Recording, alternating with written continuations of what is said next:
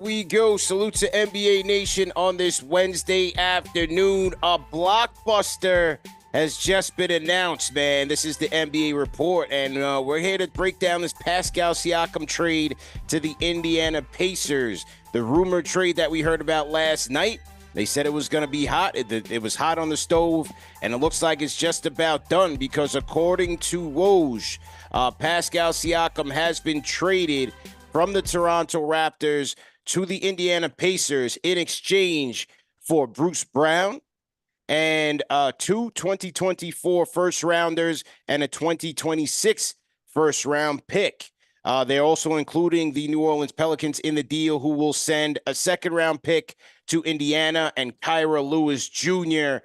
goes to the Raptors, man. Al, I'll start with you. What's your reaction to this? Siakam to the Pacers. Your thoughts? Don't forget Jordan Nwara's in that deal too. Jordan Nwara. Yeah. No disrespect. Bruce Brown, Jordan Nwara, 3 first-round picks.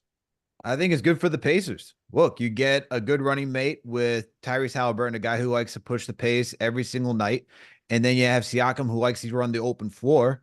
And the good thing about Siakam is that he adds defense to a team that really needs defense. A versatile defender, can guard 3, 4, some nights even the 5. And I think for the Pacers, this is a good move for them. Although I don't think it's the big 3 that I see the graphic flying around with Haliburton, Siakam, and Miles Turner. If anything, that's closer to what the Knicks had with Randall, RJ, and Brunson. Yeah. But it's a good move, man. It's a good move for the Pacers. You know, it's not an easy free agent signing destination spot. So to get someone like Siakam, an all-star, former champion with the Raptors, good move for the Pacers. Yeah, Andrew, how you like it, man? Yeah, I totally agree with Al. I would say that I really wanted to see Pascal on the Mavs because I thought that would bring him closer to winning a championship for him and the Mavs organization.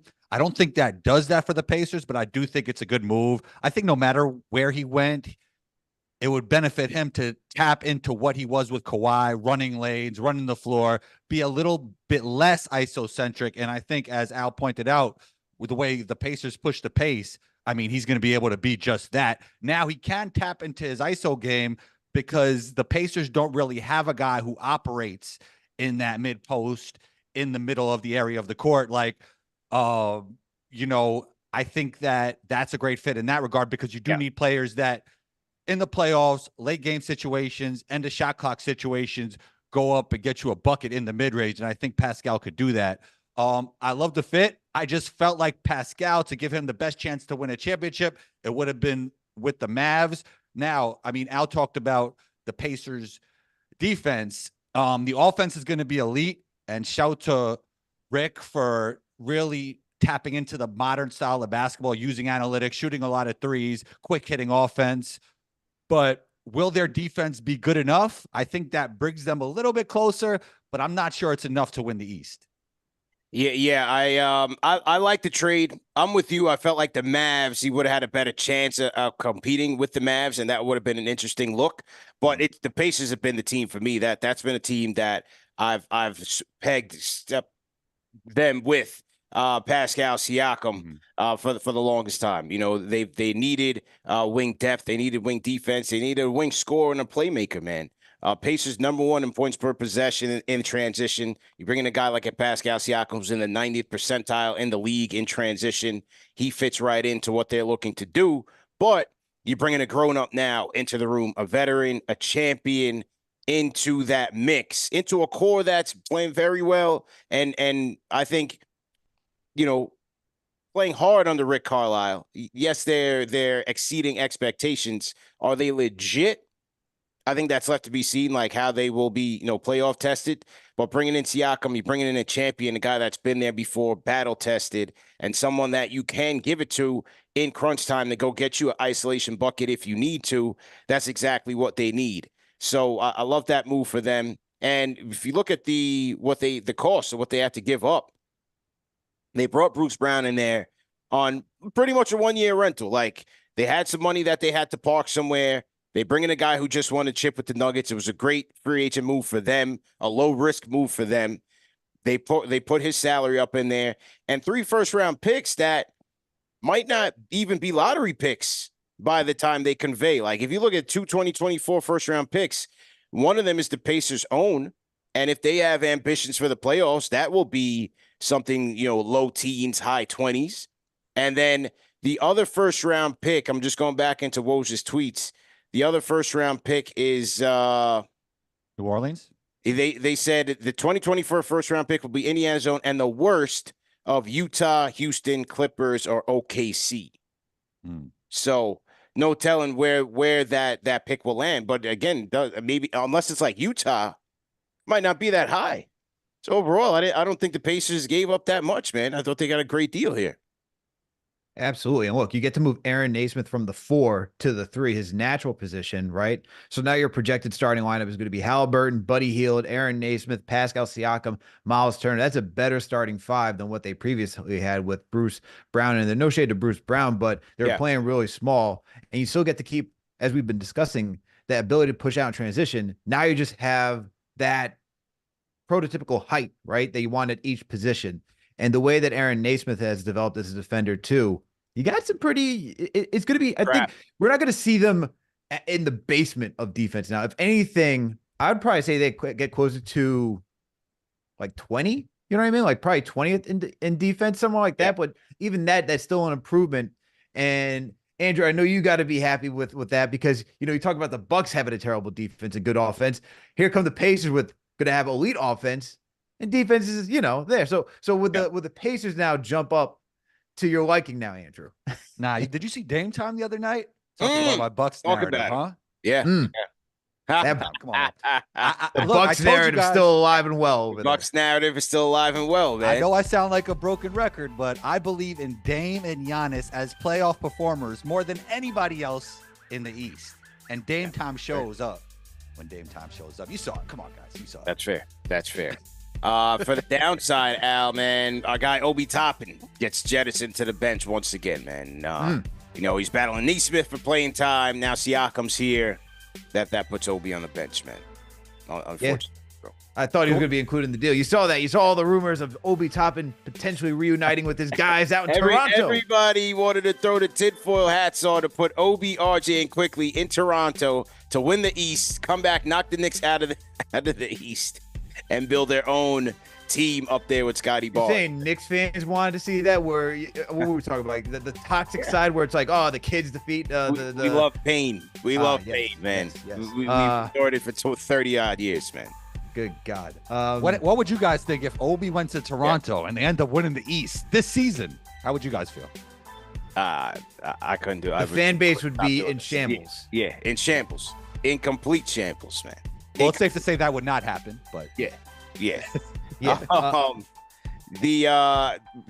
Siakam is heading into free agency, but they don't do this deal without him having some sort of, or without the Pacers have some sort of assurance that he's going to sign with them. So I'm sure they've already got some sort of framework of a deal going. Well, what were the destinations? It was Sacramento. He said he couldn't see himself out there. Yeah. You knew Indiana was in the race for Siakam. Dallas was another name that was out there. Between those 3 destinations, I'm sure Siakam probably would have preferred Dallas more so. You also play with Luka, which would have been great, and Kyrie. But you're playing with Halliburton, who's also a great player in his own right. And I think what we're gonna see is that he's probably gonna get the payday that he's looking for out in Indiana. Yeah. Which would have been much more difficult. And this is where I think you could say it's safer in Indiana because he gets to play with an elite level point guard. He could probably get that bad because it would be him and Halliburton as the ticket that you're selling every single season. If he did go down to Dallas, he's not getting that contract that he was going to expect this free agency. So I expect him staying in Indiana, man. To your point, CP, you don't do these type of deals unless you like you have something in your back pocket. But I also think just based on how the market was playing out, this is the team that could have paid him that type of money.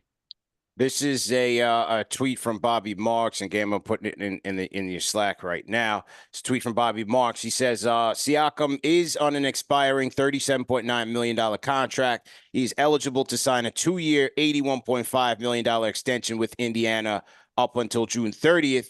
The Pacers inherit his bird rights and can sign him to a 5-year, $247 million contract in July. He's no longer Supermax eligible because he was traded. So there you go. That's that for Bobby Marks. So yeah, you can pretty much expect to hear Pascal Siakam 5-year, 247. Essentially, almost 50 million annually for 50 Siakam. bags. 50 bags. Hey, 50's a new 20, man. Get used to it. You know? 50's new 20. So he would have made even more if he wasn't traded, right? Or If potentially. Ujiri wanted to keep him, but that was always the point of contention with them, was that it didn't seem like they wanted to keep him. Were they going to sign OG? Were they going to sign Siakam? Well, Ujiri's chosen neither. He says, I'm going to keep Scotty Barnes. I'm most likely going to sign quickly. I got RJ, the hometown kid. And you know, what has Ujiri said? He's been on record as saying he doesn't like to play the middle. He either wants to be contending for something or bottom this thing out. Looks like he's choosing the latter. And this is now the Scotty Barnes, RJ Barrett team, man. What do you guys think about the direction of the Raptors right now? I think it's more the Scotty Barnes quickly team. If you want to be, okay. Yeah. Okay. He got it, Andrew. All right. Nah, because I always talked about this. Like, I like the idea of little initiator, big initiator. And like we've seen it with Kyrie and Luka. We've seen it with LeBron and Kyrie. Not saying these guys are the same player, but I really believe in Scotty Barnes as in reaching a superstar level. And when you have a guy like Quickly who gets his game off quick, no pun intended, I think that's a great mix for Scotty Barnes. They both could initiate a little bit. They both could play off the ball a little bit. One's bigger, one's smaller. It's very malleable. Bruce Brown is a malleable player as well. You put him in there. RJ Barrett to me is just, you know, a good do-it-all player. Yeah. And I don't know if you build around a good do-it-all player. I like the idea of building around Scotty Barnes with Quickly doing everything else around him. And I think Quickly does take a leap with the Toronto Raptors, and I'm really excited to see that duo moving forward. The team looks much more like it was a little cluttered for Scotty with RJ and Siakam there. I feel like this opens it up now because, you know, RJ is the guy that wants to get downhill. You know, Quickly can shoot. You have Pirtle, who's also there. He's not a shooter. He really clocks up the paint as well. He's kind of like Mitchell Robinson as we would watch for the Knicks, where not much outside of the paint. So this helps Scotty Barnes become that focal point of that offense. And then Bruce Brown, you have a slasher right there, right? And I like this team for the Raptors for the short term. But do you guys think that this team? I'm going to ask it because now that we got the Siakam trade, and now we see that Bruce Brown's on this team, Raptors 15-25. Okay, they're 12th right now. So they're one game out of being 10th in the play-in. You got the Brooklyn Nets who are 16-23. Do you see the Raptors team? Or sorry, what do you got? 2.5 games out. Do you see the Raptors get into the play-in with this roster? No, but I think they're bottoming it out. You know what I mean? But I think you could see them trading Bruce Brown. I think you could see them trading Bruce Brown and trying to get some more draft capital there. Now, salary matching might get interesting because he's making a much larger salary this year. But I don't see them trying to keep him. I think they would try to flip him to a contender, get some more draft capital there, and take it from there. Because this year he's making 22. He's got 22 million and a team option at 23 next year. So could they make the play? I mean, anything's possible. But without Siakam, it's going to be even tougher for them. Gonna definitely be tougher for them. I've been really high on Scotty Barnes since the draft, and I believe he can become a superstar. I'd like to hear your guys' thoughts on where you land on Scotty Barnes as a potential superstar in the future. I love Scotty Barnes. Big fan of Scotty Barnes. Now, like his sophomore year wasn't as great, but like he has all the potential in the world, man. With his size, his ability to play, make, run the floor, initiate offense. Shooting's better this year. Shooting has gotten better. 3-point shooting has gotten way better this year. So yeah, there's a lot to love about Scotty Barnes, man, for sure. Absolutely. Al, go ahead. Your thoughts on Barnes? No, I like Scotty Barnes. I think he's definitely a guy that you would build around. He's the right decision. It's the right decision to build around him and move off of Siakam, OG, and everybody else, and just tear this thing down and rebuild it again. Thinking about Scotty, and that's what they've done, right? That's why they've gone after guys like RJ and Quickly to think about Scotty. And I think he has that talent where he can get up there.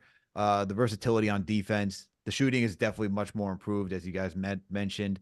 And it just seems like he put more work into his game this offseason because everyone understood, like, that's why he had a sophomore slump, is that everyone understood his game. He was now part of the scouting report. Like, okay, this is how you stop Scotty. This is what you got to do. And now he's just adapted to be a guy that you can go to consistently on a night to night basis. And that's what you want to see. And when you can do that going into your third year, that gives the confidence that you can build around him and that he could be one of your top dogs.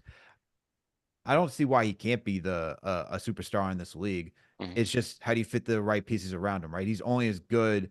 Like, do I think he's going to be like, Andrew? You think like he's going to be like Giannis or an Embiid? Is that what you're thinking? Because I think he could be good, but it all depends on like the pairing. Where if I look at Giannis and Jokic, those guys can carry a team no matter the circumstances. I don't know if Scotty can do that, but if you're telling me that you're going to have the right pieces around him and quickly, and guys like RJ can develop, I definitely see him being the lead in leading a team for a championship.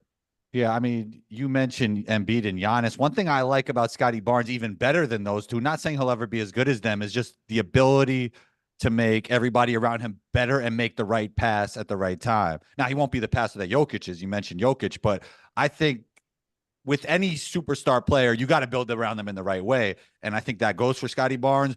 But I do love the effective players that just like make the right pass at the right time, don't hold it, shoot it when they're supposed to. I think there's a compound effect of making the right decisions over time for the whole team. Salute to everybody in the chat once again. Hit that thumbs up button for you boys. Hit the like button, share button, and subscribe to the channel. We got 344 people in here in the chat. Welcome to the NBA Report, man. We are reacting to breaking news. Pascal Siakam has been traded to the Indiana Pacers. So we are reacting to the trade and breaking it all down. If you guys are new in the chat, leave us a hashtag new. We'll shout you guys out. And also get your thoughts in, your reactions to the trade. Hit us up on the NBA Report Discord, and we will get right to you. Fellas, let's look at this from a Pacers standpoint. Where does this trade put the Pacers in for the current NBA season? Right now they're number 6 in the East, 8 games back of the Boston Celtics, but only 1 game ahead of the Cleveland Cavaliers, who are in 4th. You have 4 through 8 in the East, separated by 2 games. So, Andrew, what do you think, man? Where does this trade put the Pacers right now? They're 23-17, 6th place in the East right now. What do you think? Yeah, I mean, I don't think it puts them ahead of the Sixers, the Celtics, and guys, I don't think it puts them ahead of the Bucks. But with the Miami Heat, like, I'm looking at the Miami Heat, I think they could surpass the Miami Heat, but the Heat needs to make a move, though, man. They're not like, I know every year they overachieve, but they don't have enough right now. And I think playoff Jimmy could always carry them, and Bam's a great player, but they need to make a move. Like, I'm not sure what it is. Like, Gordon Hayward is a guy that maybe could help a little bit, but you need to do something. Like, if the Miami Heat just lay low, I mean, I think the Pacers will surpass them. And the Cleveland Cavaliers, they have fit issues, they have injury issues. I think the Pacers could surpass them as well. But I think the top 3 are still solidified, and we have to see what other moves are made in the trade zeitgeist. Yeah, man, I think 4 through 8 is so tight. There's no telling. But like you said, man, like 1 through 3 is kind of, there's a ceiling there, right? Right under 3, where I don't think they're going to get above. Now, if your Milwaukee Bucks do slide to the pack, with Indiana having winning that season series already, things could change kind of quickly. But right now, I think 1 through 3 is kind of out of their reach, but 4 through 8, it could be any man's guess because there's so much parity there. Cleveland could come back from injury. Miami, who knows? They could play better. They could trade their way into improvements. The Knicks, could they trade themselves into improvements?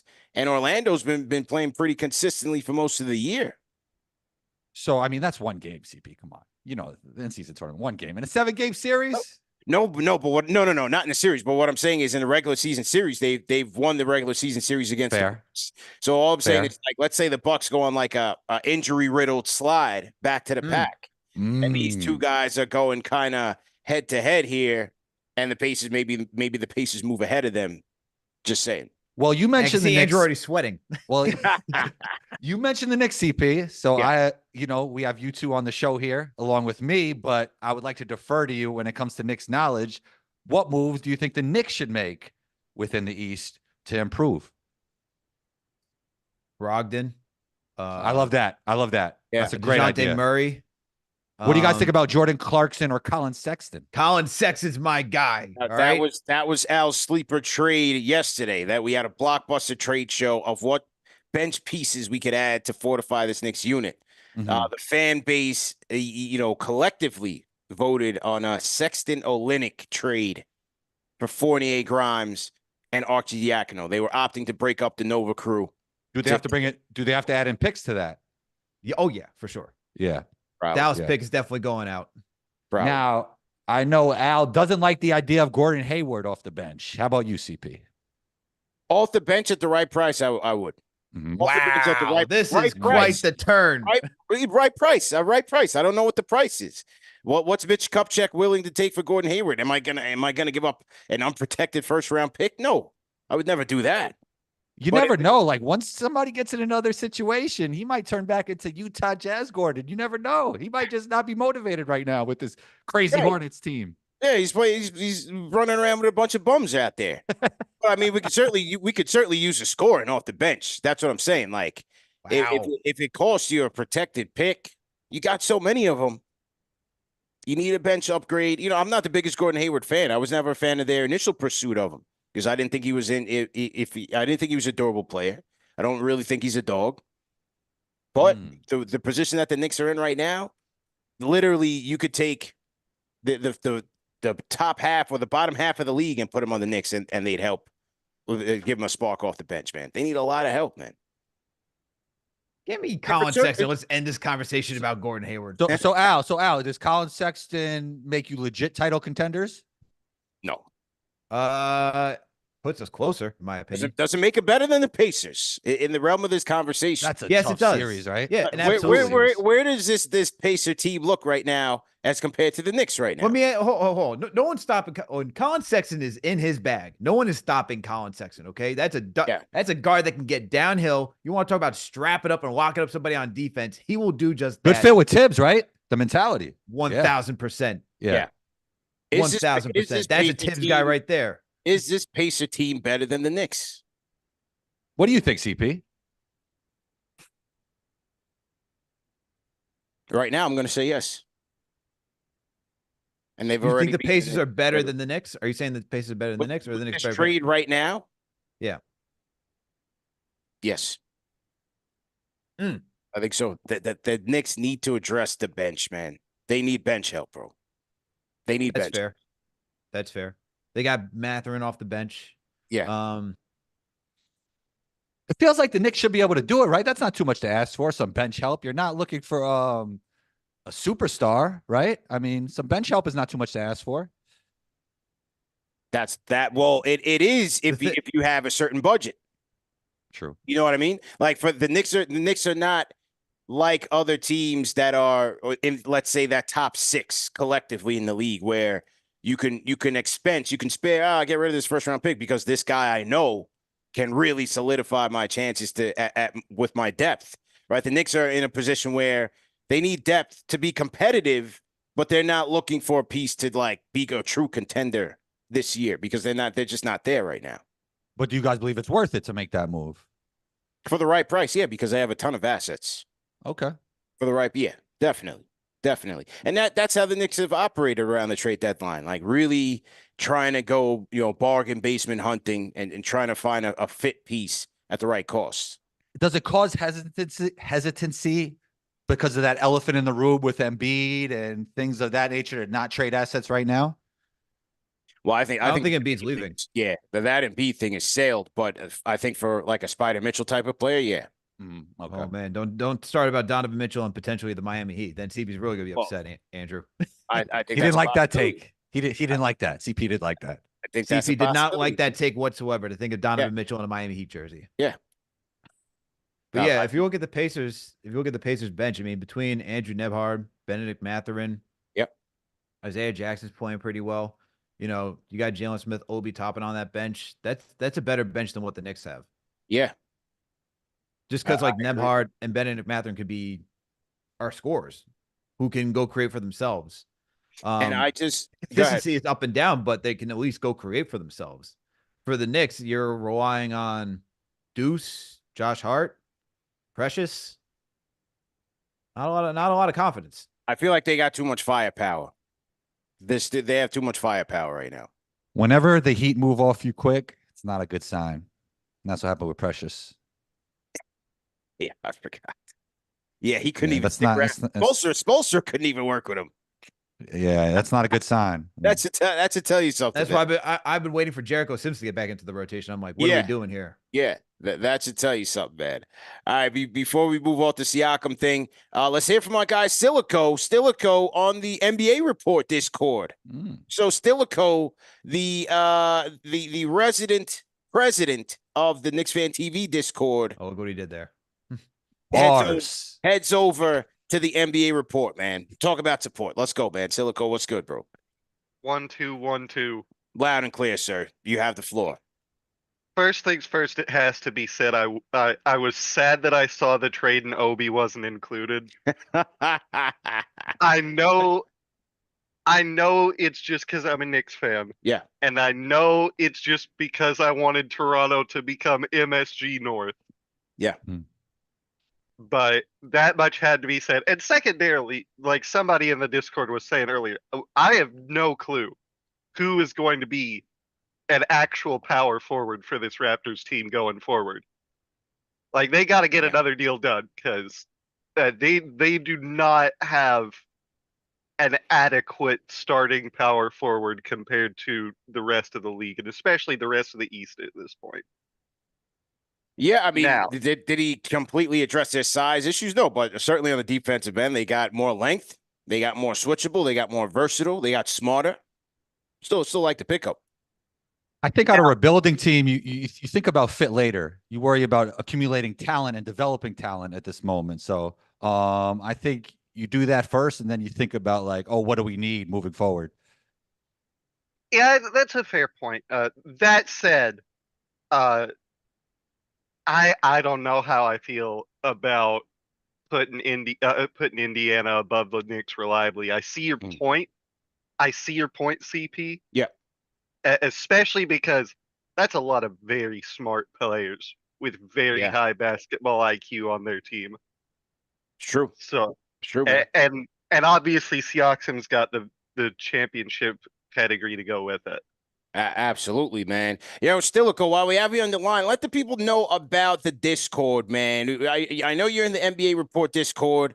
Let them know why they need to jump into the Discord and what it's all about, man. Listen, it gets hopping when there's good games going. Yeah. There is no better place to be talking hoops than with this crowd. Let's go, man. Stilico checking in from Kentucky, man. We'll holler at you tonight, man. Knicks versus Raptors postgame, man. See you tonight, man. Oh, I'll be watching. Let's go. Sir, yes, sir. Let's go. Stilico on the Discord. One more thing, fellas, on the Siakam thing. This was kind of interesting. I think Alex just posted this in the Slack. So, Gamba, just throw it up on the Jumbotron. You know, in the Bruce Brown conversation, and thinking that he might get, flipped to another team, and we're talking about the Knicks. Is Bruce Brown now a potential trade candidate? Because our guy Fred Katz of The Athletic, in his article yesterday, talked about some of the goals that the Knicks had in terms of the ideal trade candidate for this season. A player whose contract is digestible, is tradable, is flippable, is in the high teens to low 20s. A player who they could then trade in the offseason if they needed to. How about Bruce Brown, Al? $22 million with a club option next year. Still gets you potentially, if you want to get that Spider player or that star in the summer, becomes an expiring contract to get you that star player and can help you now. So we're going back to the well. That is the Toronto Raptors to go get another player. Hey, listen, man. Things have been going so good. What lawsuit? Forget about the lawsuit, man. The lawsuit doesn't matter anymore. There's no such thing. You guys want more picks? We got some more.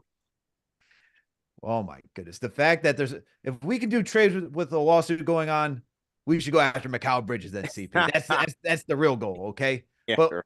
Hey, you could just do a straight up Fournier trade for Bruce Brown, because the thing about Bruce Brown, trading Bruce Brown now is that they can't aggregate him. And the thing with the Knicks is that with Precious, Flynn, those guys can't be aggregated as well. You can't trade Deuce because he just got extended.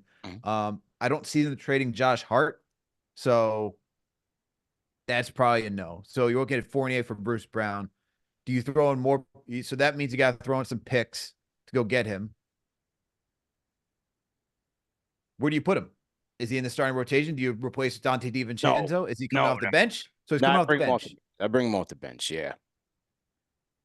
So then who you benching? Grimes? Nah, I'm not trying to bench Grimes. Not trying to bench Grimes. Or does Grimes still get traded? Does Grimes still get sent? If Grimes is in this trade to go get Bruce Brown, I am throwing myself out the window for the wrong reasons. They said Bruce Brown. Too cold out there, Alex. I mean, Too cold. Don't throw yourself out the window, man. Come on. Oh, Andrew, I don't think you know. So over on KFTV, I get when there's like a big win, excitement, we're jumping out the window, man. We jump out the window for excitement. Got you. I'm jumping myself out the window for if it's Evan Fournier and Quentin Grimes for Bruce Brown. I don't see it happening, to be honest with you. I don't see the Knicks going after Bruce Brown. I don't think a Fournier Brown trade is what, because he's not a guy that you can even put on ball to be that guard that what they're really looking for behind Jalen Brunson. So I don't see it happening. Yeah. He had some interesting minutes as a backup point guard for the Nuggets, like playing that point guard role more in a traditional way than Jokic and Murray play off each other in those minutes that he had. I mean, he could guard multiple positions and he could play multiple positions. We've seen him play small ball 5 with the Brooklyn Nets as a short roller. How does that look with Brunson? I don't know, but I do think he's a guy that you could like mold him and fit him to any system because he has almost every skill. Instead, the only skill like he doesn't have is like post work and like creating his own, right? But besides that, like he could do a lot. Like he's really malleable around star players. Could be an option, man. Hang on one second. So to everybody in the chat once again, hit that thumbs up button for you boys. I think it could be a potential option. You know, every team has a trade board, a draft board. He could be there, man. Never say never, bro. Never say never. Oh, and you know what? You want to know why Bruce Brown is a legitimate option for the Knicks? You want to know why Bruce Brown is also a legitimate option? Is it CAA, CP? Because his agents in Ty Sullivan and Steve Human are representation from none other than Creative Artists Agency. You guessed it. He's part of the family, baby. So there it is. Bruce Brown to the Knicks. He's part of the family. He's part of the clan. It's a possibility, man. Yeah, that's it. For Evan Fournier and some picks. I threw the tinfoil kufi all the way on for you, bro. Thank you. I just put it all together. It's a possibility. So now we're gonna have to watch a second unit of Josh Hart and Bruce Brown figuring out who's gonna take the ball up and who's gonna play make. Who's gonna shoot in the half court? Oh man, yeah. Fadeaway jumpers from the mid-range. Here we go. Fadeaway mid-range jumpers, man. Tough twos, man. Yeah. Tough twos. Now I'm with you. I think it's more of a long shot, but hey, anything's possible, man. Anything is possible. So to everybody in the chat, once again, hit that thumbs up button for your boys, CP, Alex, and Andrew in the building. The NBA report is rocking. We are breaking down the Pascal Siakam trade to the Indiana Pacers. But let's go around the NBA a little bit, man, because last night you had a ton of good games on last night. And I got to start with the first one. We had the marquee matchup, a matchup that we really have rarely seen. Just the third head-to-head matchup between Joel Embiid and Nikola Jokic in like a long time. I forgot how much time had elapsed, but just like the third head-to-head matchup in quite a while between these two guys who've been ducking each other due to load management and things of that nature. But in Philly, you had the process taking on the Joker, and the Sixers won 126-121. Joel Embiid, 41 points and 10 dimes. Jokic had 25, 19 rebounds, including 11 offensive boards. But the Sixers, man, with the clutch 18-3 run late in this game would end up being the dagger there, man. Philly rolling 126-121. Al, what was your impressions of this game, man? It was a close game, man. I loved watching this game last night. I mean, you got to see two MVP caliber candidates duke it out. I thought it was interesting how Jokic was guarding Embiid, but vice versa, it was Tobias Harris on Nikola Jokic last night. So I thought that was interesting. And it looked like they were deploying a little bit of the box and one at moments. I don't know, Andrew, maybe you could attest to that. I thought I saw a little bit of a box and one last night where they had Harris just floating around guarding Jokic, but hey, it was a good back and forth game. You had the MVPs making big shot after big shot when needed, but it all came down to Joel Embiid in the fourth quarter, where Embiid drilled that three to really seal the game for them when it was about at the 5-minute mark. But this is what you want to see, man, from two high caliber teams. Both of them just working out in transition, working the half court really well. If this is a finals matchup, man, this will be very entertaining. Yeah, I'm not as confident in the Sixers making the finals, but I do agree with you. It'd be nice to see the big man back, right? As a centerpiece in basketball. A little throwback for you, even though Jokic, I don't even know if he's a center. I don't know what position that guy plays. But yeah, you're right. I actually also saw on the other side where they were using Aaron Gordon to guard Embiid. So I think both teams implemented a little bit of that. I think this all goes back to that it's a copycat league, and we saw the Lakers playing AD off Jokic, even though they ended up losing that series. I think, some teams like to employ that strategy, but, we see him whispering to Jokic, you're the best player in the world. And I totally agree with Embiid, even though he got the best of Jokic on this night. And the gap is widening, by the way. Jokic is the best player in the world for the simple fact that, let's say me and you have a conversation, Alex, right? Not a recording, just me and you have a conversation. Nobody could hear it. It's just me and you talking. But once we put the microphones on, it's a residual effect. People could share it. And when Jokic shares the basketball, that allows other players to share the basketball, which has a residual effect. There's more impact. And I think Jokic is different than Embiid in the sense that he makes everybody around him better. Sharing leads to sharing, just like we're doing right now on this show. This show could be shared and shared and shared because we have microphones on. And I believe that's why Jokic is the better player. And I said this before they won a championship. But shouts to Embiid. I don't see the Sixers making it there, but I do think it would be a great matchup if they did. So correction on that stat. It's the third head-to-head matchup in the last 4 seasons. Third head-to-head matchup in the last 4 seasons. So 3 out of a potential 8 that they've played each other. And the general sentiment, which I totally agree with around the league, was like, this was so much needed last night. You had a classic game between two guys who've been jockeying for the MVP trophy for like the last 5 years straight. You finally got to see these guys play. Now, they didn't go head-to-head as much as you would have liked, right? This isn't the 80s anymore, unfortunately. Everybody tries to outsmart each other. You want to keep your guy out of foul trouble. But I still love the matchup, and I love to see how, Embiid really took on the challenge to show the world that, listen, he's right up there, man. I mean, 10 dimes in his own right, 11 points in the fourth quarter. He had a stretch where he had I think 8 or 9 straight points for the Sixers. I mean, that was a gutsy performance by him, and a tremendous performance. I mean, I think it was like his 18th straight game with 30 plus points for the Sixers. So I just love what I saw there.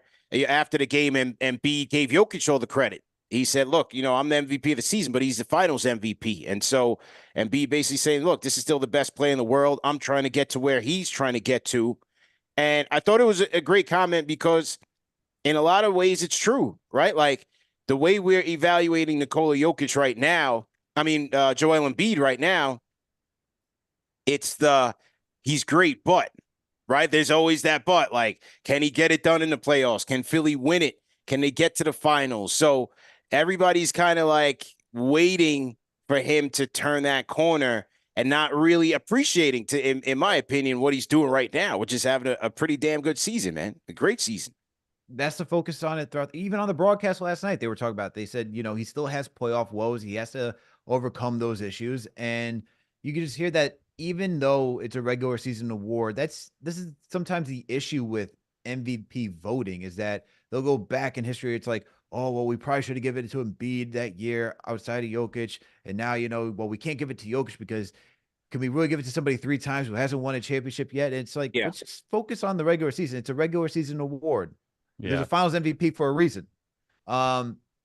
With that being said, I mean, you look at what Andrew, I agree with your point where it's like, even when you talk about Embiid right now, it's like everyone goes back to like, look what Jokic does, and there's nobody that does it.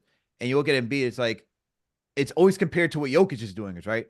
It's like you talk about the numbers, even the analytical numbers, like it's not even comparable to what Jokic is doing. You talk about the playmaking, it's not comparable to what Jokic is doing. Everything is compared to Jokic, so it only makes sense that Jokic is not only the best player because he's won all those MVP awards and he is a Finals MVP, but the whole discussion even around Embiid is what he isn't and what Jokic is.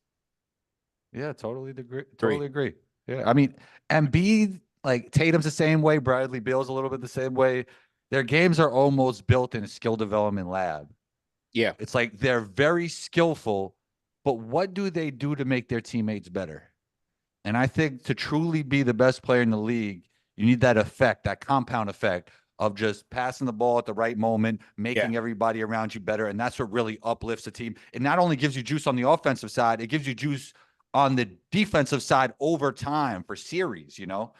So that's why I always I think Jokic is clearly a better basketball player than Embiid. And I said that before the series, but kudos to Embiid. Great performance. He showed up, he showed up. Who outside of Jokic is another guy that elevates everybody's game? Jason Kidd. SGA. Yeah, and you know what? SGA isn't the most elite passer, but he's a very good passer and does make those around him better. Like, he's not a gifted of a passer of Jason Kidd or LeBron James. He does it a little bit differently, but he doesn't hold it too long. Everybody stays in flow when he has the ball, makes the right pass at the right time, and makes very good passes. I totally agree with you, CP. He's smart. With Jokic, couple things that's pretty interesting. A lot of people are, because they play each other next week, a lot of people are seeing, well, is he going to show up in Denver and play Jokic? Did I say Embiid or did I say Jokic? I keep mixing two guys up. With Embiid, a lot of people are asking if he's going to go to Denver to take on Jokic next week.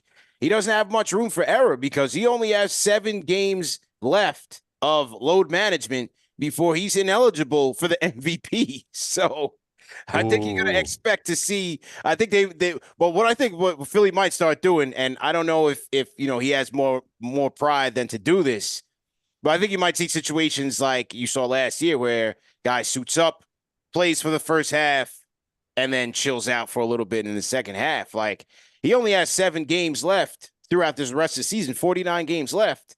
If he misses more than 7 games, he's not eligible. 65-game requirement. Yeah, and he probably needs a little bit. He probably needs a little bit of a buffer, right, in case like a hamstring here, something small here. So he's going to want to play these games. Go ahead, Alex. Yeah, I would say this: what's more important to Embiid, winning the MVP or winning a Finals? I hope winning a Finals. I don't know. I can't speak for it, man. I don't know what's how much extra bags is that MVP, man. Well, he went on like a podcast tour to win MVP like 2 years ago when Jokic won it. Like, he was going on every podcast talking about how, they were asking questions about the MVP. It felt like he was coming out with a book or something. I don't know. Yeah. Hey, listen, man, there's a lot of dollars that comes with being the NBA MVP, man. That is true. That is true. But you got to do your due diligence. The window for winning a Finals is also very short. So that is very true. Wait, are they guys? Seriously though? Can this team win a championship currently constructed? Because I believe the answer is no. No, they can't. The Sixers needed Siakam if they were going to really be that. I think they definitely need that third guy who's a star in their own role, like an Aaron Gordon for Denver. That's what they need, somebody like that. What do you guys think about Caruso? I think he could help them. Not enough. I don't think it's enough. Okay. But would they be better, CP? Yes. Sure. I like their depth as it is right now, man. I love their depth. I love Batum. I've always loved Batum. Marcus Morris. I've always loved Marcus Morris. I think Pat Bev. They're not who they were, but they're tough, veteran, savvy. They defend. Like, you need those get it out the mud guys for the playoffs. The question I have is, number one, Embiid comes with his own question marks in the playoffs, right? Yes. Maxey as the second guy in the playoffs. How does he handle the attention there? How does he adjust, right? We haven't necessarily seen that. We've seen him be the third guy, but we haven't seen him be that second or even 1B, if you want to say, in the playoffs to go get you a bucket when you need to. And then that's where I think they're going to be lacking, because if it's not Embiid, if it's not Maxey, the guy I've loved this season, who's having a tremendous season, but what will he do in the playoffs is Tobias Harris. That, to me, is the wild card because he has shot creation ability. He's tough. His defense has been rugged this year. He can get on the boards. Like, he has that bag. Like, I always labeled him like a little Dollar Tree Carmelo in terms of his shot creation ability. But, 21 points in his last 10, 21-6, 52% from the field, 40% from three, dropped 37 on the Kings when Embiid was at that game. Tobias, to me, is a wild card if they don't make a move. Dollar Tree Jeremy Melo is Grant. hilarious. Dollar Tree Mello. What do you guys think? What do you guys think Jeremy about Zach Grant. LaVine? Can Zach LaVine take him over the hump? I think he can, but Zach LaVine is also just a big wild card as well because you don't know what defensively he would need to step up. That's where it's going to come down to. Like offense, he can get the good thing about Zach LaVine is that he can actually play off ball. But the other thing is he going to be that guy that enters a new situation, say, oh, wait, I need to get my touches too. Hold on one second. Is he going to throw off the entire mojo of what's happening in Philadelphia? That would be my biggest concern on offense. Defense, he would need to step it up. That's why I think it's Jeremy Grant. I think if you're the Sixers, go out and go bring your guy back home. Bring Tybalt back too. He's shooting better now. Bring Tybalt back. Bring Tybalt back. That's funny. For sure, man. Another thing I think with Philly that concerns me is I think they're not effective rebounding. Last night, for prime example, they gave Jokic snagged 11 offensive rebounds. Jokic alone had almost more than Nuggets average in offensive rebounds last night. And that's just one game, but in the season overall, Philly's 27th in the league in opponents' offensive rebounding per game. Yeah, so the ability to limit their opponents getting second chance opportunities factors into their defense, especially in the playoffs. They got to tighten up there. Yeah, like with the Bucks. I mean, if they went up against the Bucks, Giannis would have a field day on the boards, right? Right. Yeah. So, it always ties back to his team, Al. It always ties back to his team. But yeah, no, that game last night was a classic, man. I really enjoyed that one. Now let's talk about this other one, man. Phoenix and the Kings. The Kings visiting the Valley of the Sun, and were pretty much dominating this game. They were leading by as much as 22 points. The Suns couldn't get out of their own way. 20 turnovers leading to 25 Kings points, missing bunnies at the rim. At just a time, just in their offensive lulls, as the Suns are capable of doing. But a ferocious fourth quarter comeback, spearheaded by a two-way effort by Kevin Durant, led to probably one of the best comebacks, definitely of the season, where, it was like 5:50 left, and the Suns are down by like 19 points. But here comes KD. Vogel puts him in at the 5, and he just led the way, man. He's guarding Sabonis. He's coming down the other way, playmaking, launching threes. I think the Suns' defense overall was really stifling, especially in that fourth quarter. Suns win 119-117, man. Andrew, what'd you think about this one? Yeah, just ridiculous shot making on both sides from the Kings in the first half, and then in the fourth quarter, I think we were talking about 2K a little bit earlier. Their game sliders were all the way up, right? Like everybody was hitting on all cylinders. Grayson Allen has been magnificent this season. I think, as KD said, is showing that he's more than a 3-and-D guy, and I wonder if they might be able to use him as a trade asset at this point and try and bring in something else, because I believe this team currently constructed will not win a championship. But Bradley Beal only had 13 points. Obviously, he brings them something that he hasn't had, that they didn't have when he was injured, like that burst in the open court, which he has a little bit over like a Devin Booker or Kevin Durant, even though he's ISO scorer just like them. I do think they have to make a move, though, if they want to be legit this season. And I don't really see them being legit, but what a fourth quarter, what a comeback. And watching this game as well, Keegan Murray, man, like, I understand why they want to give him up in a trade package for Pascal, because I think he's a player that not only fits their system in a great way, maybe even better than Pascal. Like, we don't even know how Pascal would have fit in this system, but I think he's going to keep improving every year, which he has. The issue with the Kings, well, I guess first let me say just like awesome effort by the Suns. You get to see your big three out there. I mean, even the fact that you even have Devin Booker make a bucket in the fourth quarter, you just had to rely on Bradley Beal and Kevin Durant, mainly Kevin Durant. That's awesome for the Suns, right? But when I go to think about the Kings, it's just the issue of the defense, man. That's why they're in these talks for Pascal Siakam. They need to figure it out. I mean, you're going to have Domantas Sabonis as your center. It's just a revolving door, man. I mean, how are you going to expect him to compete in this Western Conference when you got guys like Kevin Durant who can just shoot right over him, and then he has to go out there and guard him? That's a tough challenge, man.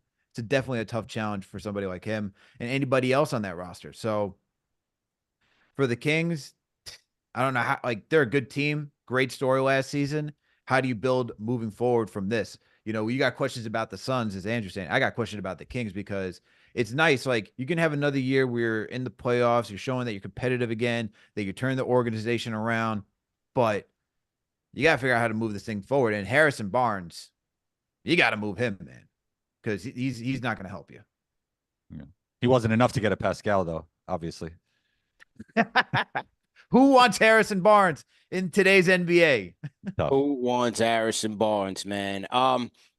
For the Suns, definitely good comeback. And, you know, after it's been a struggle for them all season to get acclimated and find their chemistry, but it led on the defensive end, which I think is the most important for them. You know, with Book and Katie and Beal, it's just like the Bucks. Like, you have enough to figure out some offense. You'll find a way. You got three of the best isolation scorers in the game. You'll find a way to get just like the Bucks. Just like the Bucks. But what I liked last night was, and again, this may not work against the Nuggets, right? They had the ability to go small with KD at the 5, and the Kings are soft in their own right. They don't play big, and so that factored into the Suns' favor. But defensively, they were ferocious. You know, you mentioned Grayson Allen. I thought he was a terror on the perimeter. Devin Booker's defense was really good. I thought they really tightened up and clamped down last night, which is, to me, the most important for them to succeed. And that's why I can't see them trading Grayson Allen right now, because he's one of the best perimeter defenders they have. Like, and his 3-point shooting that they're going to need. So I think he's a player that they're going to need. Now, you know, Eddie Johnson was asking on the telecast. He was thinking this could be a turning point for them. I'm not necessarily so sure, because I think the Kings are they're all right. Like, they're a soft team. I don't think too highly of them.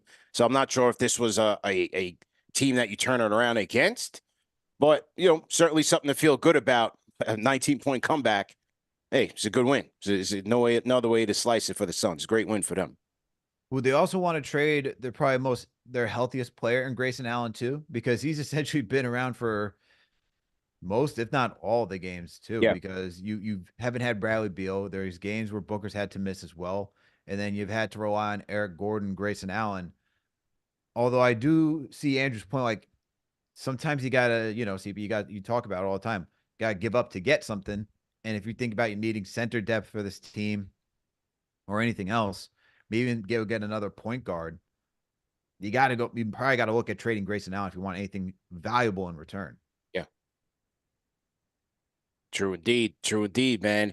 Yeah, like I said, for the Kings, I'm not so sure where they go, man. The team, I don't think it's a fun story.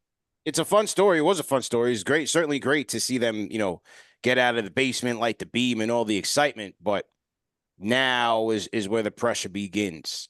You know, do you guys think you can win with Sabonis as no? As what, the second best guy? Second, yeah. It depends on what you have around you. Depends on what you have around you. Do you even think you can win with Sabonis as your starting center? No. Well, it depends. You got to get a better. You got to get a Keegan. It depends where Keegan develops too. Right. Can Keegan develop into that all-star wing? Then I think, I mean, they're tough. The way they play basketball, I mean, it fits the modern NBA. You know, Mike Brown brought that warrior system in there. They do need to make a move if they want to win this season. Yeah. What, Bruce Brown maybe? Hey, there it goes. Could it be Bruce Brown? I think they might have to take a look at that, man. Mike Brown's looking more and more stressed by the day. So I only ask about Sabonis because if you think about the rest of the centers in the Western Conference alone, right? Rudy Gobert, you have Cat, and you have Naz Reid is closer to to Sabonis' hype, but he comes off the bench. He's tough too, underrated. Yeah. Yeah. So you got Cat and you got Gobert out in Minnesota. You have Chet for OKC. You got Jokic for Denver. Clippers, you got Zubac. Dallas, you got Lively, who's a starter. Pelicans, you got Valanciunas. I don't know. It's pretty tough, man. And even for the Suns, you got Nurk. And then for Utah, who's now, gone on a 6-game winning streak. They're 9th right now. You got who is the starting center right now? Are they starting with Laurie right now? Because I know they've been back and forth, but still, they also got hype at that on Utah as well. Mm-hmm. Yeah. It just depends on how. I mean, Fox is still ascending, right? And Keegan Murray is the key. He definitely has to get to an all-star level, which maybe they believe he can, and I believe he can. He has to keep improving. But yeah, I don't know if this is the year they could win a championship, and they definitely need more depth at that wing position because we mentioned Harrison Barnes, and this version of Harrison Barnes is probably not going to cut it at the wing, and that's why they were so interested in Pascal. Right. Or even Kyle Kuzma. They were interested in Kuzma in the off season as well. Yeah, he would fit them from a basketball standpoint. I think he would fit them. Quick hitting offense. Yeah, for sure. Salute to everybody in the chat. Once again, hit that thumbs up button for you boys, CP, Alex, and Andrew in the building. And let's get to this third game last night, man, because this was another game that was really good, down to the wire game. You had OKC visiting the Clippers. The Paul George SGA trade still hanging in the background as a storyline all these years later. It's unbelievable. But this was a good game, man. And there's several lead changes going back and forth. You had the Clippers, despite a 34-point third quarter, OKC coming back, mounting a ferocious comeback of their own. And then into the fourth quarter, it was PG time as Paul George goes off. Absolutely detonates on the Thunder for 18 points. PG-13 goes haywire down the stretch. You had some clutch defense by Kawhi Leonard and Alex, and I'm going to say your name personally. The Clippers remain the hottest team in the NBA right now, beating the Thunder, a hot team in their own right, 128 to 117. Clippers since, I think it was like November 5th or something, the best record in the NBA, bro. I told you about these guys, man. No, my goodness gracious. Told you about these guys. Give them time. That's all. Isn't that what I said? Give them time. Let it cook. Look what they're doing right now. Yeah, I said they needed time too to get together, but I also don't believe that they're going to be like, unless they can continue this type of production and stay healthy. That's the biggest thing with this team is, can they stay healthy? Yep. Can they stay healthy? Will James Harden not implode in the playoffs? Will you actually get playoff P, in the playoffs? Those have been the big questions for the Clippers, man. I mean, they've had the year that they could have gone to the finals was in the bubble, and they got demolished by the Denver Nuggets. So this team still has its own juju they got to work through, but are they playing great right now? Absolutely. They look phenomenal. James Harden being the starting point guard for that team looks much better than Russell Westbrook, who is doing well in his own right to start the season. Yeah. But you see the playmaking that James Harden is doing. I mean, what I thought was very fascinating, and shout out to Paul George for his podcast. He had Zubac on it recently. He's talking about how Harden gets there, and him and Zubac have consistently been working on their pick and roll game together. And you get to see how that's been transpiring as the season wears on. So the Clippers are playing well, man. You have Kawhi, who's looking like Raptors Kawhi.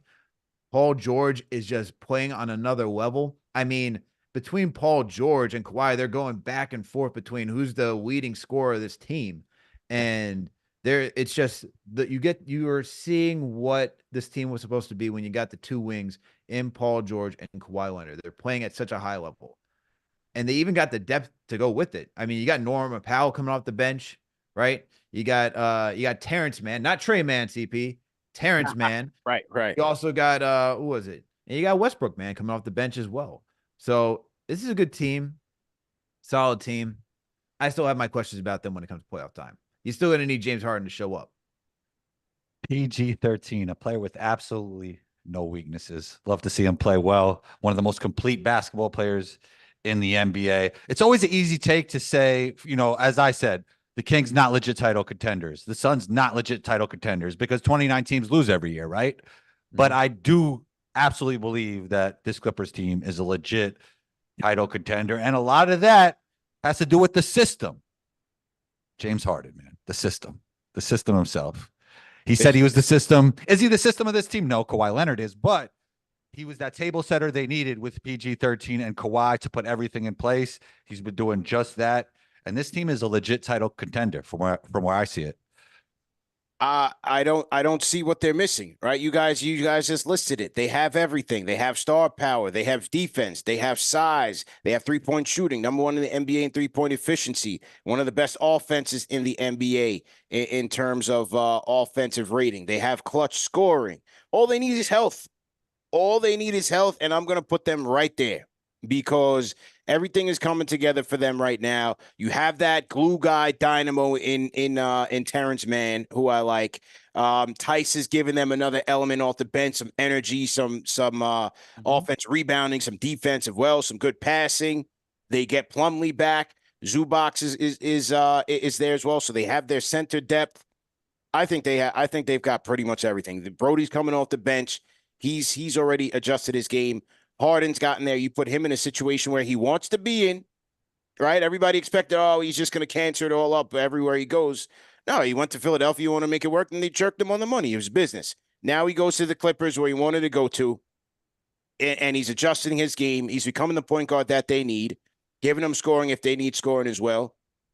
I think they're going to be dangerous, man, if they stay healthy, especially with Kawhi and PG. And those two guys are the key. And look, they didn't even have Zubac last night. He was out, right? Mason Plumlee looking solid for returning earlier this month, but when everyone's fully healthy, and you've seen it even prior to last night's game, they took down the Thunder. I have my questions about the Thunder. I think they're still too young to I get that they're going to be in the finals conversation. I still think they're too young. I think you need another year under Chet's belt to really be a true finals contender team. I know they're going to be in that conversation, but the Clippers team it's deep, man. It is truly a deep team, and you don't even need much out of Westbrook. He's giving you 10 points off the bench. Yeah, that's it. And that's it. And that's really it. That's it. That's all you need, man. And like you said for OKC, tough loss for them, but I still love this team, man. I love the They're fact a fun that, team. I just love the fact that it's just a different name every night. In this game, it's Isaiah Joe not just making 3-pointers, but getting timely boards. You have Wiggins on this team, Kenrick Williams, all these guys going in on this run while SGA's on the bench. And so, that's just what I love about this OKC team. As Flizzy Flex said in the chat, they don't rebound enough. They got to get a little bit tougher there. And, the size dynamic of what they do with Chet, whether they're going to put him at the 5 or put a 5 next to him, that's going to be the next building piece for them in terms of their ascension. But still a good effort by them, trying to claw back and win that game on the second night of a back-to-back. I'm my guy, Jalen Williams. Hooping. Yeah. Oh, man. Can we talk about him? Can we talk about him, man? Future All-Star, I think. Whoa. Yo, his game, he is bouncy. He is bouncy. What can't he do? What can he do? No. Yeah. I mean, I look at Jalen Williams like I'm looking at a 10-year NBA veteran, bro. Yeah. You know what I'm saying? With youthful athleticism. Yeah. On top and a gamer, he raises his game. That's how you know he's going to be a star in this league, because when the game gets tighter is when he starts to elevate. When PG's going off, he's trying to match that. And I just love his competitiveness. They have their 3 set with him, Chet, and Shea. They just got to figure out the rest, man, and use some of the depth they have to get a little bit stronger, take a couple of pieces back to move it forward. But, man, Jalen Williams is going to be that guy, bro. He's absolutely going to be that guy, man. No question about it. Love his game, man. Great star fit with SGA, Jalen, and Chet. Yeah. Oh, my God. I wish the Knicks drafted him, man. They had the opportunity. What happened? I'm guy. I'm going to go back into our draft archives and those conversations we were having about Jalen Williams. I'm going to put a compilation together from all the scouts that we talked to, just comparing the thoughts then to what it is now, because I think it would be a very interesting exercise. I was actually thinking about going into the archives today and putting a clip together, because that was a question. I'm like, yo, I watched this guy. I watched his reel from Santa Clara, right? Santa Clara was at Arizona State. Which one? Santa Clara, right? I'm like, yo, what are we missing? What are we missing with this guy? He's a big, rangy wing who can get buckets in a game where you need wings to get buckets. Like, what are we missing with this guy? That's what I was asking all these scouts, and I forgot what the reactions were, but it'd be very interesting to compare the then and now. I got to give a shout out to our guy, Chris Percy, honestly, because when I was talking draft with him, this was a guy that he highlighted. He was like, he gave me his top 3 guys. Jalen Williams was one of his guys out of Santa Clara. He's like, he liked the dog nature in him. And it's like, you just see it on a nightly basis. Yeah. You see it on how did he drop? How? He was right there. CP, that night, we drafted Usman Dang and traded him to OKC. Oh, man, you can't make it up. You absolutely can't make it up, man. But back to the Clippers. You know, they're going to be opening up their new stadium next year, the Intuit Dome. I actually passed by there last weekend when I was out in Inglewood, when I was out in Cali. And so there's been a lot of press coming out about the new stadium and some of the features. The Clippers are also getting the 2026 All-Star Game. So the NBA is getting back to respectability with the All-Star Game, you know, after like several lackluster sites. I mean, they went from Utah to Cleveland to Indiana. I mean, dump to dump to dump. And now they're starting to get back into it. You know, they got the Golden State Warriors doing it in 25, and then you got the Clippers in 26.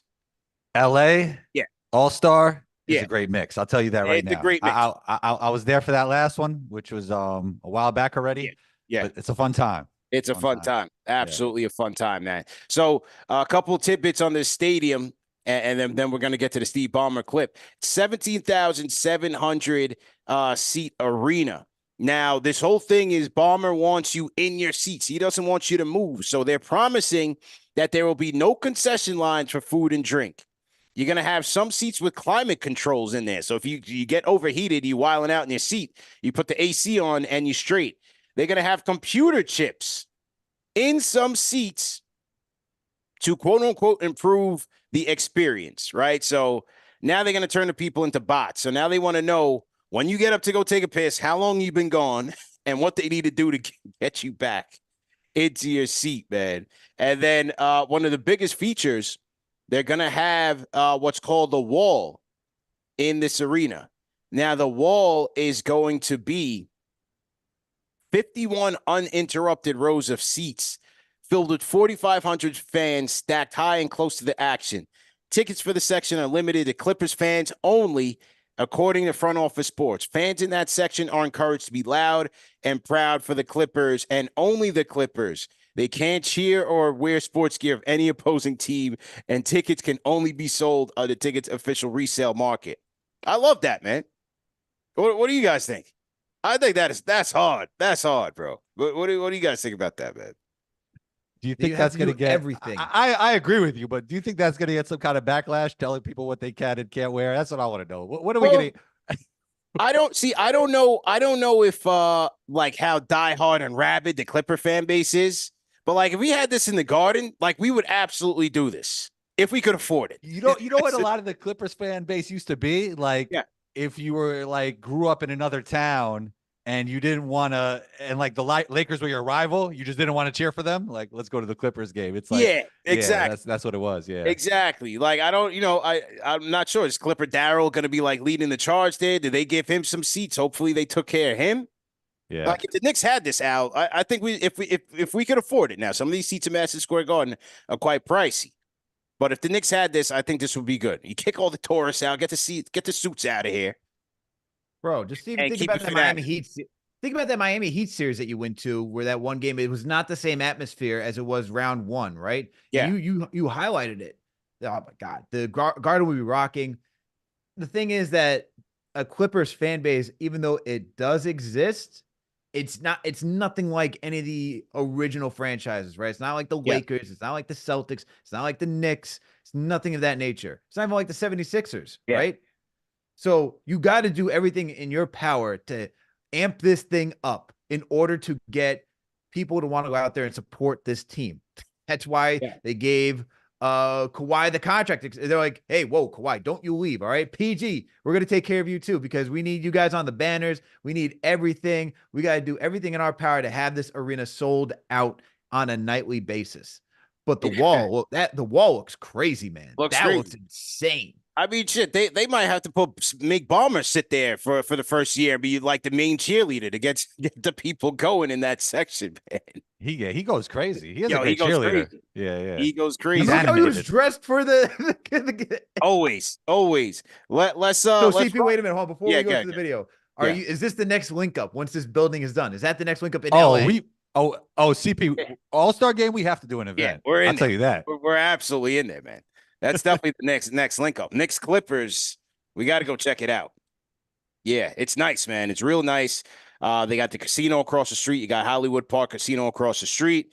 Right down the road is SoFi Stadium. So they got Inglewood popping right now. I'm sure there's going to be a lot of traffic, add to a lot more traffic there. But overall, incredible looking building. No question about it, man. All right, Campbell, let's run the clip of Steve Ballmer. Speaking of which, this was his reaction to the wall and some of the amenities of the new stadium. Stay in your seat or get up. You get up, we're going to know that you stood up. As long as you want us to, you got to give us the permission. We'll know that you get up. We know that you cheer. We know how loudly you were cheer. If you're good on those things, we can give you little discounts around the shop just to reinforce that excellent behavior. We can give you little discounts. We can give you little discounts. We can give you little discounts. We can give you little discounts. We can give you little discounts. We can give you little discounts. Yo, shout out my guy Rob Perez, man. Him and his team put that together. That was hilarious. Steve, we need owners like this, man. We absolutely need owners like this. I love his fire. I love his passion. And nothing like a billionaire owner to tell you that they're gonna give you a little discount, a little 10% off at the merch store if you make a little noise, right? Nothing like a billionaire owner tell you they give you a little discount, man. Yeah, a little bit of a discount, whatever that hand gesture is. Discount. Oh, whatever that. I don't even know what's going on over here. Well, at least he's in the news for good reasons. I don't like James Dolan. So hey, it's a free glizzy for your troubles. Here. Good God, free glizzy. But hey, this is what you want to see, man. That's what you want. You want to see the owners free glizzies is nasty work. Free glizzies is crazy. That is nasty work. But hey, that's what you want to see. You want to see your owner involved. You want to see your owner out there and just like excited. Like Ballmer's excited about this team every single day. Yeah. That gives you confidence in the sense that you know he's trying to do best towards the team, right? That's the most I could take away, because there's some owners who are just like, this is just an investment. I like it as an investment, and we keep it pushing. Ballmer is looking to make the most out of this team every single day. So for him, man, and you can just see he's just trying, man. He's trying to create a Clippers fan base as much as possible. I can't wait to see the arena, because you know there's some nights we watch when it was when you look at crypto.com, there's not a lot of people in the stands. So I want to see how he's going to get that arena filled. True indeed, man. Andrew, final comments on the Clips. Yeah, I mean, I think I love everything that they're doing, and you need your own arena, right? Like it's just a different feel when you're playing in somebody else's arena. It makes you feel even more like you're the second team, even everybody knows they're the second team in LA. Like Brooklyn's the second team in New York. Like it's always tough being in that role. But when you get your own arena and you have a governor that acts like this, I think things are trending in the right direction. And you definitely need to extend these guys, which he did with the Kawhi. And I think he's working on PG-13, right? That hasn't been done yet. Yeah, so I'm sure that's the plan, man. And you know, with Harden, you got Kawhi, you got PG, you got West. That's great marketing for the new stadium, man. Definitely. And they're all from California. All from Cali. Yeah. All from Cali. So Let's see where that takes them. Let's see how they fare as the league enters into the second half of the season. So to everybody in the chat, once again, hit that thumbs up button for your boys, CP, Alex, and Andrew on the NBA Report. Speaking of Clippers, join us on Friday. We will have Law Murray from The Athletic, Clippers insider Law Murray, man, friend of the program. He'll be here. And we do a check-in report on the Clippers as well, do more of a deep dive. So looking forward to that one Friday morning. And let's close with this one, man. The Warriors assistant coach, I hope I'm not butchering his name, Dejan Milijovic, has passed away. 46 years old, Tuesday in Salt Lake City. He was hospitalized in critical condition after suffering a heart attack, it says.